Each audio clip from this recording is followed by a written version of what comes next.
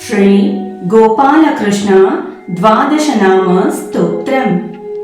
शृणुध्वं मुनयः सर्वे गोपालस्य महात्मनः, अनन्तस्य प्रमेयस्य नाम द्वादशकं स्तवम्।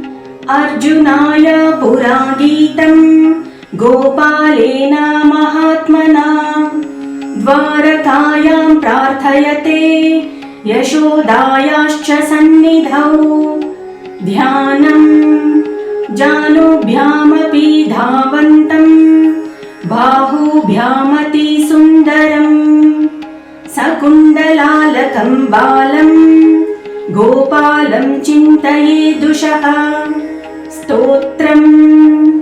प्रथमं तु हरिं विद्या, द्वितीयं केशवं तथा, तृतीयं पद्मनाभं तु, चतुर्थं वामनं तथा, पञ्चमं वेदगर्भं च, षष्ठं तु मधुसूदनं, सप्तमं वासुदेवं च, वराहं चाष्टमं तथा, नवमं पुण्डरीकाक्षं, दशमं तु जनार्दनं, कृष्णमेकादशं प्रोक्तं, द्वादशं श्रीधरं तथा।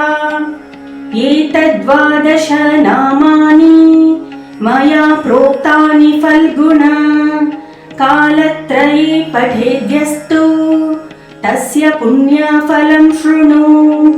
चान्द्रायण सहस्रस्य, कन्यादानशतस्य च, अश्वमेध सहस्रस्य फलमाप्नोति मानवः।